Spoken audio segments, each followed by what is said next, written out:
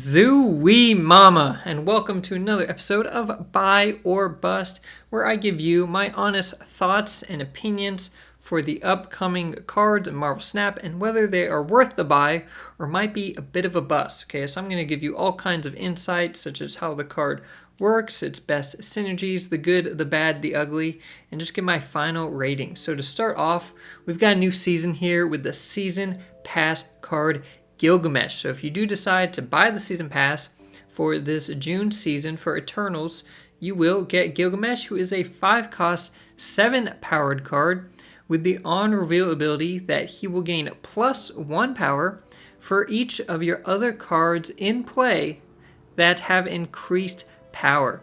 Now, important thing to note is Gilgamesh is an on reveal and he does count temporary power. Okay, Sebastian Shaw does not. Sebastian Shaw needs permanent power on him in order to get his extra +2. Hitting him with Blue Marvel doesn't do anything. Gilgamesh counts Blue Marvel. He counts ongoing effects. If you've got locations that are giving cards temporary extra power, that counts. Okay, any cards with buff numbers when you play Gilgamesh will give him +1. So let's start off by going into Gilgamesh's best synergies.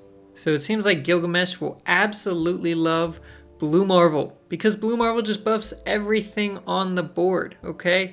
If you play Blue Marvel and you got a bunch of stuff buffed up, you slap down Gilgamesh, he's getting huge power, okay? And order does matter here. Again, Blue Marvel's ongoing, Gilgamesh is on reveal. So you would need to play Blue Marvel turn 5 and then Gilgamesh turn 6, but if everything gets powered up, Gilgamesh could get pretty dang big.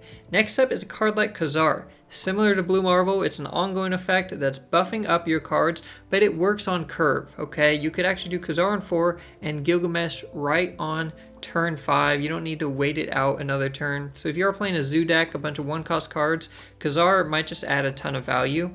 And then even a card like Okoye, who doesn't see a ton of play, but is getting some more tools. I mean, here we have Gilgamesh. Later in the season, we're going to have Fastos, which I'll go into when the time comes. And you've even just got cards like Nakia that buff stuff in your hand. You've got America Chavez. I mean, you might just see like these power-up buff decks. And if all your cards have +1 extra power from Okoye and you play them, that's going to give +1 more to Gilgamesh. So let's jump into the good and the bad. We will start with the good. For Gilgamesh, he could technically power up to a 518. Okay, it is a bit difficult to get there. 517 is a bit more achievable, but technically he has a really high cap. Okay, that's solid. A 518, that's nothing to complain about. He does count temporary power, as I mentioned. It can be power from ongoing cards. It can be power from locations. Maybe your opponent plays Red Skull in a Shuri deck, that counts. Anything counts. And we may have this new archetype, as I alluded to. You just get one extra tool for these decks and cards that like power-ups. It just takes one more to make like a full deck, right? Remember when Baron Zemo came out and now Mill's a thing, right? The other cards were there, but Baron Zemo was just the final piece needed. Gilgamesh could be that final piece, or it may be Fastos, which comes out later this season, but that's interesting. If we have a new archetype, that's great. And then Gilgamesh can be re-triggered with Odin, and that could be some kind of shenanigans that maybe your opponent doesn't expect, okay? Maybe you played like Ironheart right on turn 3 and she had a couple cards, and then turn 5 you play Gilgamesh. Okay, he gets +2 or 3, whatever. But then turn 6 you slap down Odin. Odin re-triggers Ironheart first, powers up some cards, and then Gilgamesh triggers again and gets even more plus power. Okay, it's really big power on a single lane, so it might be a bit overkill, but just something that's a bit cheeky. He does get good benefit from abilities that will trigger on reveals multiple times. In terms of the bad, first up, he has an on reveal. Okay, and I mentioned a synergy with Blue Marvel where you would need to play Blue Marvel first, so he has to come down last. If you had Gilgamesh on turn 5, but you didn't draw Blue Marvel until turn 6, there's no way Gilgamesh can benefit from Blue Marvel, okay? Order does matter because it's on reveal, so that can be bad. And even if you're not powering up cards through Blue Marvel, you're playing a deck that powers up cards other ways, so you didn't draw him, you basically want to spend turns 1 through 5 powering that stuff up, okay? In which case, Gilgamesh you can save for turn 6, which sounds great. He can get really big power. Maybe he has like 13, 15, potentially 17 power. You slap him down turn 6. That feels good. But you could also just play Red Hulk, and you don't need a deck with a bunch of power-up cards. You know what I mean? If you're playing Gilgamesh on turn 6 almost every time, is he really a 5-cost card, right? Unless you just have a good 1-cost card to play alongside him.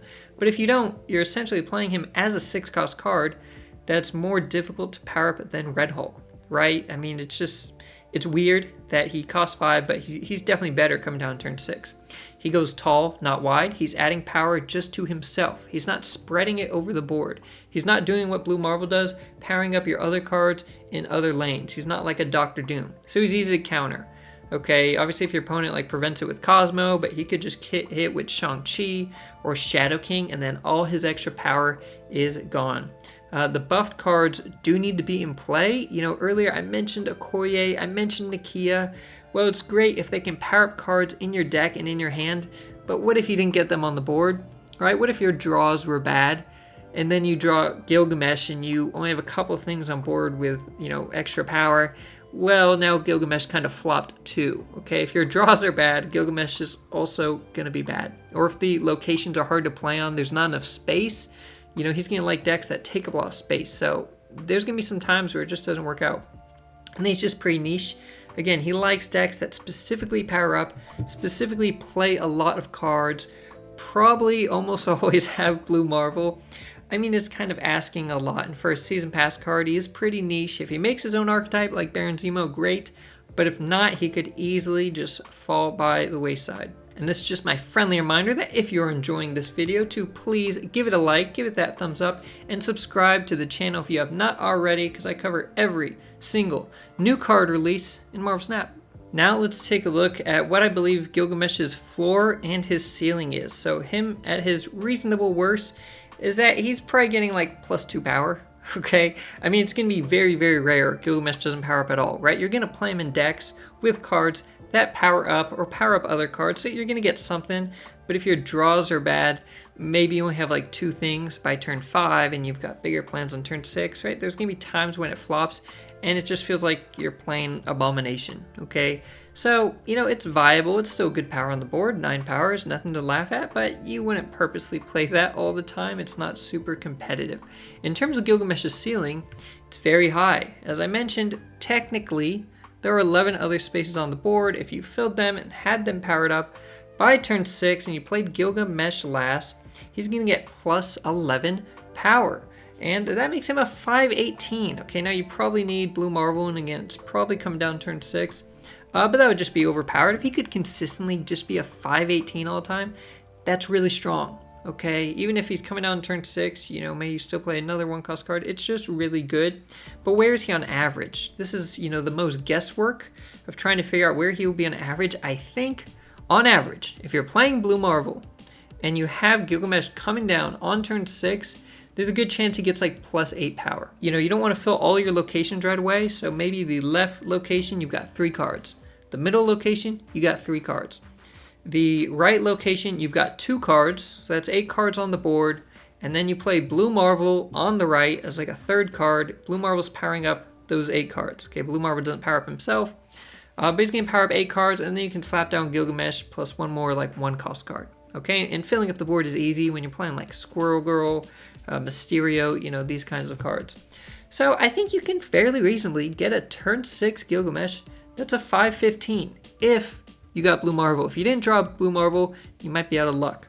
So I think in those cases, he may only be like +4 power. If you didn't get Blue Marvel, maybe you had Khazar, maybe you have Patriot, maybe you just got like Angela, Kitty Pryde who are powering up. In which case he's like a 511, which is still big power. It's a bit inconsistent, right? His average is going to vary, but it's going to be pretty big. I mean, this is just good, solid power, but it is all on Gilgamesh. So the first deck that I've put together for Gilgamesh is a Patriot list. Now here we have Blue Marvel, which I mentioned Gilgamesh loves. We also have Khazar, who can power up Ant-Man. He can power up Squirrel Girl. He's more of a backup plan, though. We're not planning to play Khazar every game here. And then you've got Patriot, who's got tons of targets. So if you get Patriot down by turn 5, Turn 6, you can boost that with Onslaught, or you can look to slap down a Gilgamesh and just, go tall in one lane if the situation calls for it. Next up, I put together this Gilga Zoo deck. I think this is probably going to be his most popular home, okay? Again, Blue Marvel's great, but if you don't draw him, then that could be bad in some decks. You don't want to rely just on one card to synergize with. So if we have a deck full of 1-cost cards, mainly, then Khazar is almost as good for Gilgamesh as Blue Marvel. Okay, so really we got 2 options here, and we can even do it on curve with Khazar into Gilgamesh. We have tons of 1-cost cards. Squirrel Girl plays a lot on the board. Angela and Dazzler power themselves up. Goose limits your opponent. Elsa also powers up stuff. And then we've got Kyera, who can protect these 1-cost cards. Make sure Killmonger doesn't just ruin your entire day. And then last up, I've got a bounce deck. Now, bounce decks are often a bit more difficult to play. Not everyone enjoys playing bounce, and this one probably falls in line with that, okay? But bounce has so many things that power up. I mean, we've got Kitty Pryde. Nico can power up herself or another card. Angela powers up. Sage, Bishop, Hitmonkey, Elsa. All these cards can buff Gilgamesh. And sometimes in a bounce deck, you have a bunch of cheap cards. Sometimes your hand just gets kind of empty. And turn 6, you feel like you don't have much to do. Well, here we have Gilgamesh. You can just slap down one big powerhouse. And now it's time for my official predictions for Gilgamesh. Well, we look at his Season Pass artwork. If you do buy the Season Pass and you get to level 50, you will unlock this variant of his. In terms of being fun, I don't think he's fun. He's a stat stick, okay? If you've watched my videos before on stat sticks, I call them all boring because they are. They don't do anything. They're just powering up themselves. That's kind of lame. Gilgamesh maybe is a bit more interesting because he works with your other cards. You want to play him on turn 5 or 6, but he's still pretty boring. And for a Season Pass card, come on, right? I don't think he should have been the Season Pass card. I think you want something more interesting. Even if he does help make an archetype, it's just not exciting. It's just not exciting Season Pass card. So I'm a bit disappointed here. He's just a stat stick. In terms of being flexible, no. Some stat sticks like Red Hulk are very flexible, right? They just power up. You just play them and, wait to see them power up. Gilgamesh is not that. Gilgamesh needs specific synergy. Now, I showed some different decks. I showed Zoo, I showed Patriot, I showed Bounce, but I think you have to adjust decks slightly for Gilgamesh. You have to tweak them, okay? Because you pretty much need Blue Marvel, but if not, you really want to make sure you're powering stuff up. If he does make his own archetype, then the flexibility doesn't matter too much because you'll just have these Gilgamesh power-up decks, like how Baron Zemo made his own archetype, okay? So that could save him, but if that doesn't happen, he's not very flexible. Now, in the homes where you would play him, in those niche decks that are just powering up a lot of cards, I think he's fairly strong, okay? He's good. Maybe he's okay, but when you look at the numbers, I mean, even if he's just hitting like 512 on average, that's like a Gamora, that's not bad, okay? That's a solid card, and your other cards on the board are buffed, and those decks usually are going kind of wide. If you're using ongoings, or even, just other kind of effects to power up cards, you're powering up multiple cards, they're going wide. Having a nice card to just go tall in one lane could be good as long as he doesn't get countered. So in the niche decks he fits into, I think he's going to be pretty strong, right? He could be a key card in those decks. I don't think he's OP because of how limited he is in play, and he does have some counters out there. Overall, I actually don't love Gilgamesh. I don't recommend chasing after him. Now, he is the Season Pass card. The Season Pass is the best use of real money in Marvel Snap. If you are going to spend real money on the game, do it by buying the Season Pass. You get the most bang for your buck in terms of resources. So if you always buy the Season Pass, go ahead and buy it and get Gilgamesh, okay? I'm going to buy it because I always do, so I'm going to get Gilgamesh. If you only buy it when the Season Pass card seems insanely strong or just very interesting and fun, I would wait a bit, right? Wait to see how Gilgamesh does.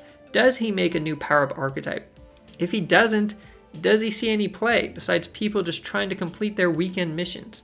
I would wait and see because he's just not super exciting. And if you rarely buy the Season Pass, I don't think this is the season to start. Okay, I don't think Gilgamesh is giving you reasons to buy the Season Pass. I think you're buying it because it's just a good place to spend your money, right? It's a good way to earn a boost in resources. I don't think Gilgamesh is worth chasing after. I'm a bit disappointed he was the Season Pass card and not Arishem, who has an awesome ability. But let me know what you think in the comments down below. If you think Gilgamesh will be really strong, or if you think maybe he's too expensive or too niche or hard to pull off.